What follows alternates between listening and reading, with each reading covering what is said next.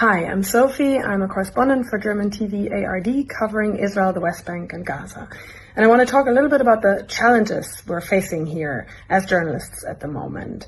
So, of course, there is a security concern, Iranian missile attacks. So whenever we go out and film, we think about where the closest shelter is. Then there are restrictions, military censorship. And according to these rules, we are only allowed to film and report if civilian targets were hit, residential buildings, for example.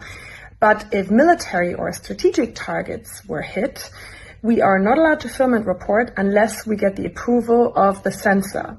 The military censor says that's because that's sensitive information that Iran is not supposed to get.